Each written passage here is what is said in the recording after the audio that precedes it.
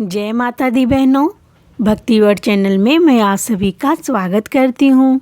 आज मैं बहुत ही प्यारी औशान मैया की कहानी कहने जा रही हूँ। कहानी अच्छी लगे तो मेरी वीडियो को लाइक कीजिएगा, कमेंट में जय माता दी लिखिएगा और मेरे चैनल को सब्सक्राइब करना ना भूलिएगा। एक गांव में एक सास बहू रहती थी। बेटा बाहर कमाता था और सास बहू घर पर रहती थी। जो सास थी वो बहुत धार्मिक प्रवृत्ति की थी बहनों। वो पूजा पाठ और भगवान का भजन किया करती थी और औशान मैया की अनन्य भक्त थी। पर जो बहू थी ना तो किसी देवी देवता का पूजन करती थी, ना ही किसी को एक भी पैसा दान देती थी बहनों, और अपनी सास से भी ऐसा करने के लिए मना करती थी।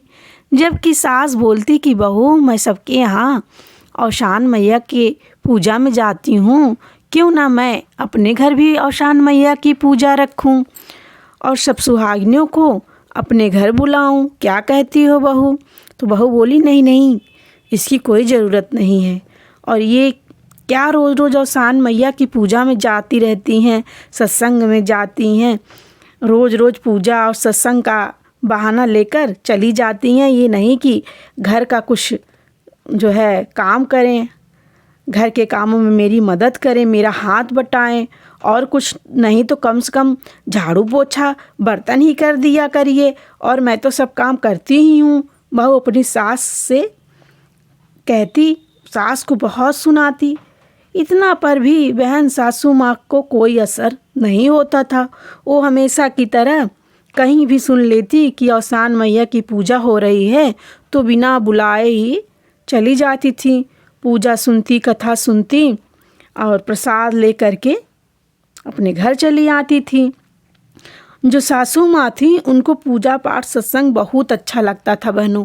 वो कहीं भी पूजा सत्संग होता तो अगर उनको कोई ना भी बुलाए तो भी वो चली जाती थी।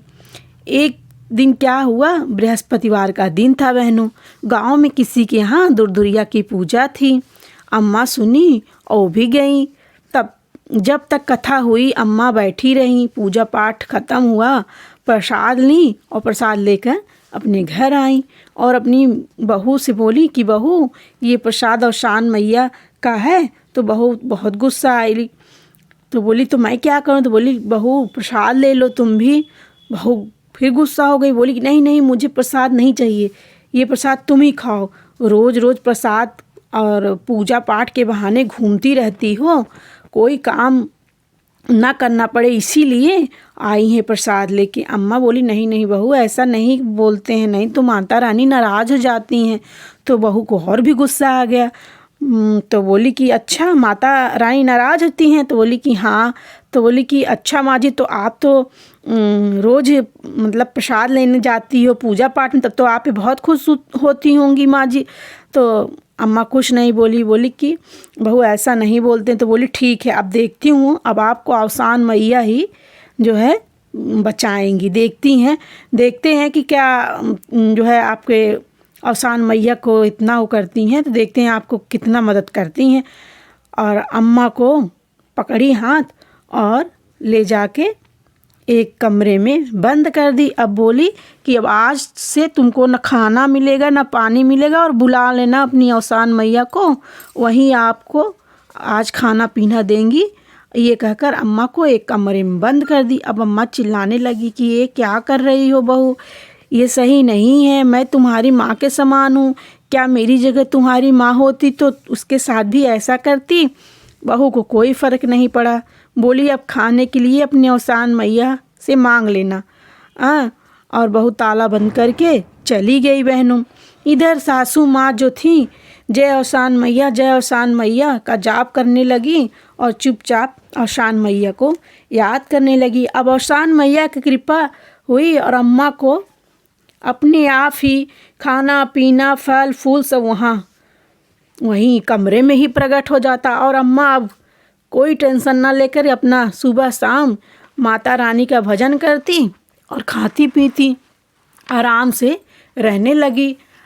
अब कई दिन बीत जाने के बाद बहू सोची कि देखती हूँ कि कैसी है बुढ़िया, खाना पीना तो मिला नहीं इतने दिन तक, देखें बेहोश हो गई कि मर गई कि देखे क्या हाल चाल है। जब दरवाज़ा खोली तो अम्मा जय अवसान मैया के जाप कर रही थी और उनके सामने सेब संतरा अंगूर सब फल फूल रखा हुआ है। अब देख के और गुस्सा हो गई, बोली कि कमरे में बंद कर दिए, अब तुम किससे जो है ये सब मांग के कौन दे रहा है तुमको, ये सब खा के और मोटी हो जा रही हो। हाँ मैं तो बंद कर दी थी, तुमको कुछ खाना भी नहीं दे रहा हूँ तो फिर भी आप जो है और चिकनी होती जा रही, मोटी हो जा रही हैं, कहाँ से ये सब मिलता है। तो अब अम्मा बोलती ये सब अवसान मैया कृपा है, तुम नहीं समझोगी। अब बहू और गुस्सा हो गई, बोली ठीक है अवसान मैया कृपा है ना, तो अब देखती हूँ अवसान मैया कितना कृपा करती हैं। फिर बंद करके बहू चली गई और सोचने लगी कि क्या करूँ कि इस बुढ़िया से पीछा छूटे।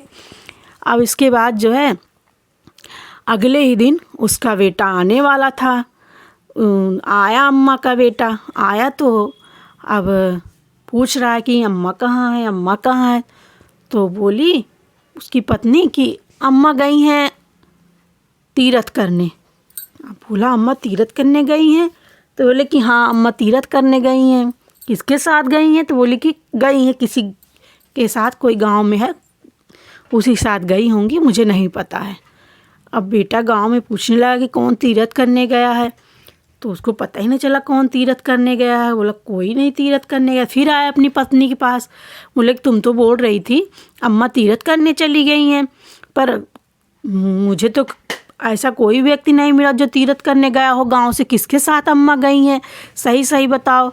तो बोले कि एक बात बताऊं, सही सही बताऊंगी, लेकिन तुम जो है गुस्सा मत होना और जो है ध्यान से सुनना मेरी बात। तो बोले कि हाँ बताओ। कहीं जो आपकी अम्मा है बहुत गलत कर रही थी, आप तो चले गए और वो जो है गांव में रोज़ घूमती थी, रोज़ घूम घूम के झूठ मूठ का बोलती पूजा में जा रहे हैं, सत्संग में जा रहे हैं, अवसान मैया कथम जा रहे हैं, और जाके सबसे मतलब अपने लिए पति ढूंढती हैं, बोलती हैं कि जो है कोई अगर हो तो मुझसे शादी कर ले और मुझे जो है पति चाहिए। और गांव में बड़ी बदनामी हो रही है, हाँ बहुत थू थू हो रहा है, और इसीलिए जो है सही पूछे तो हम उनको कमरे में बंद कर दिए हैं, अगर नहीं बंद करते तो नाक कटा देती। तो बोली क्या कहीं, हाँ कहीं कि बहुत बदनामी हो रही है, वो जगह जगह घूमती बोलती कि कोई अगर बूढ़ा हो तो हमारे हमसे शादी करना चाहता हो तो हमसे शादी कर लो, मुझे पति चाहिए।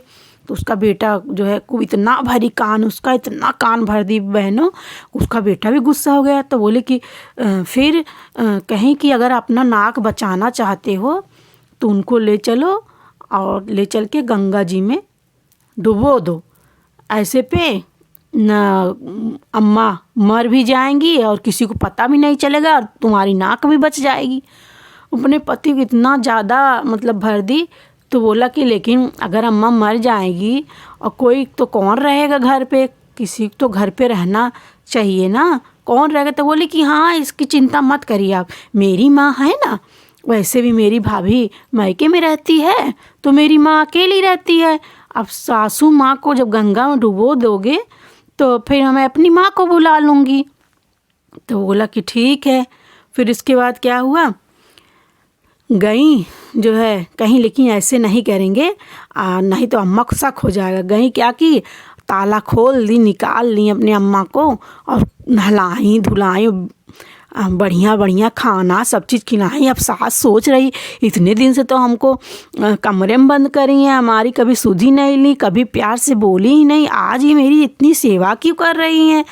तो फिर सोची कि चलो क्या पता मेरा बेटा आया है उसी को दिखाने के लिए ऐसा कर रही हो, सोच रही हो कि जिससे हमारा बेटा सोचे कि ऐसे ही रोज़ माँ का ख्याल रखती हूँ। अब अम्मा को क्या पता कि उनको तो मारने की तैयारी हो रही थी। अब इधर गई अपने अम्मा को बुला ली, उनकी अम्मा भी आ गई, तो दोनों अम्मा आ गई। तो अपना सब लोग प्लान बनाए कि शाम को जब सब सो जाएंगे तब अम्मा को लेके चलेंगे और रात में ही अंधेरे में ही इनको गंगा जी में डुबो देंगे, किसी को पता चलेगा, किसी को पता ही नहीं चलेगा। प्लान बनाए। इसके बाद अम्मा को खाना वाना खिलाई खूब बढ़िया। इसके बाद जब अम्मा सोने लगी तो उनके लिए दूध गर्म करके ले गई और दूध में जहर डाल दी। ले गई और बोली कि अम्मा अम्मा लो पी लो दूध। अब अम्मा ली दूध और जैसे ही अम्मा होठ पे लगाई वैसे औसान मैया कृपा से औसान मैया जो है नागिन का वेश लेके आई और सारा दूध का जो जहर था वो खींच ली और दूध बूढ़ी अम्मा पी ली। अब अम्मा सो गई। अब रात कुछ बीती जब ये उठी, सोची चलो अपने पति को जगह कहीं चलो, अब सो गई होंगी अम्मा, अब चलो लेके उनको चलते हैं डुबोने। अब आई तो देखी, जब हाथ हिलाई उलाई तो खूब अच्छी गहरी नींद में सो रही थी। हाँ, अब बोली कि अम्मा काम ख़त्म, अम्मा काम तमाम हो गया, अब बढ़िया से इनको लेके चलो। अब क्या की, रस्सी बोरी कस के अपना अम्मा को भर ली और गाड़ी से दोनों लोग लेके चल दिए। लेके गए जल्दी से अपना गंगा जी में उनको डुबो दी। डुबोने के बाद जो है अब आई दोनों। वो बोले कि हम नहीं, हम कैसे डुबोएंगे। आप पति बोला कि मैं नहीं डुबो सकता, मेरी माँ थी, मैं कैसे डुबोऊंगा। तो बोले अच्छा रहने दो तुम, मैं ही डुबो दूंगी। अपना घिराते ले गई, अपना खुद ही डुबो के अपना निकली कहीं, अब चलो भाग चलो घर। तो इसके बाद फिर जब आने लगी तो रास्ते में मेला था और कहीं कि हमको इस मेले से झुनझुना खरीद दो। तो बोली झुनझुना क्या करोगी। बोली कि हम गाना गाएंगे, इतना बड़ा मतलब बलाय चला गया है। और इधर बहनों औसान मैया की कृपा से वो तो सोची हम अपनी सास को ले जा रहे हैं, लेकिन औसान मैया ऐसा इनके आँख में धूल झोंकी कि सास की जगह ये अपनी माँ को ही बांध के ले गई।